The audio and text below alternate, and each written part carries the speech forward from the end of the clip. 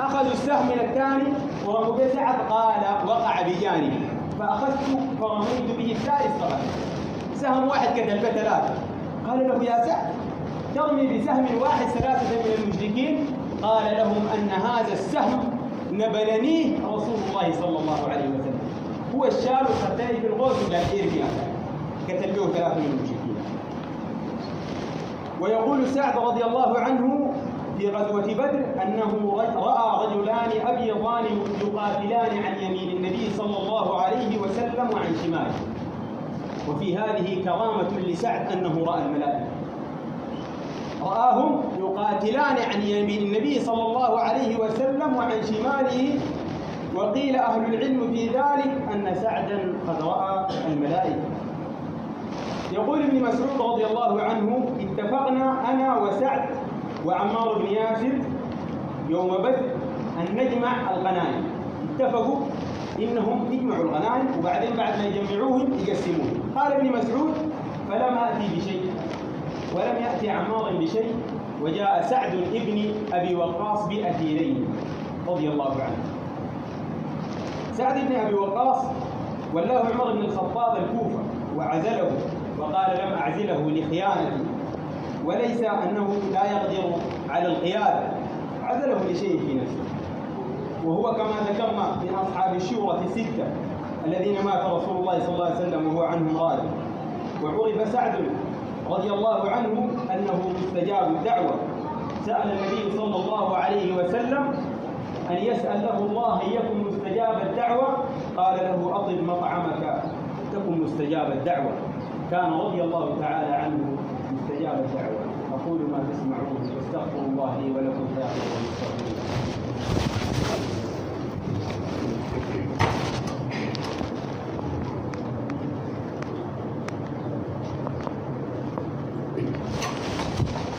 الحمد لله على إحسانه والشكر له على توفيقه وامتنانه.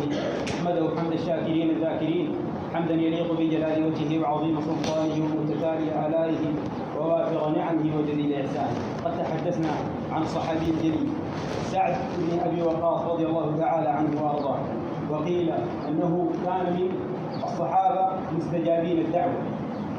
ورد في ذلك من قصصه أنه عندما عزله أمير المؤمنين عمر بن الخطاب عن الإمارة في الكوفة، جاء أمير المؤمنين عمر بن الخطاب رضي الله تعالى عنه مر على مساجد الكوفة وسألهم عن سعد فأحسنوا. سألهم عنه كيف كان بيتعامل معاكم، كيف يحكم بيناتكم وإلى آخره، فأحسنوا حتى مر على قبيلة تسمى قبيلة بني عبس. فقام رجل منهم يقال له أسامة، وقف أسامة ابن قتادة العبسي فطعن في سعد.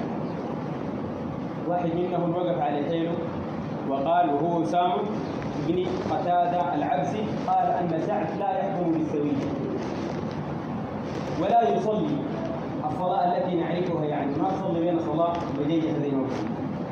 سبحان الله، سعد هو من كوف الكوفة وقال عن نفسه كنت أصلي بهم صلاة رسول الله صلى الله عليه وسلم أطيل في الركعتين الأولين وأقصر في الركعتين الأخرين. قال ما بيعرف يصلي. حديث الله كان سعد ما بيعرف يصلي رضي الله عنه، ثاني بيعرف يصلي. فبلغ الخبر إلى سعد رضي الله عنه فتوضأ ورفع يديه، وكما ذكرنا أنه مستجاب الدعوة. قال اللهم إن كان قد قام رياء وسمعة اللهم لا تمته حتى تفتنه. فقيل هذا الرجل قد أخذ الله بصره حتى أصبح شيخا كبيرا، فأصبح يشاغل الصبية الصغار من البنات، أصبح يشاغل البنات الصغار. فلما تحدثوا معه عن ذلك قال شيخ مفتون أصابته دعوة سعد رضي الله تعالى عنه وأرضاه.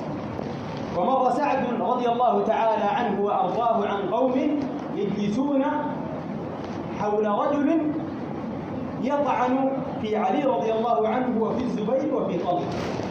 واحد الناس قاعدين حوله وهو شغال يتكلم في الصحابة دي. فجاء سعد بن أبي وقاص رضي الله تعالى عنه قال له انتهي وإلا دعوت عليك. قال تهددني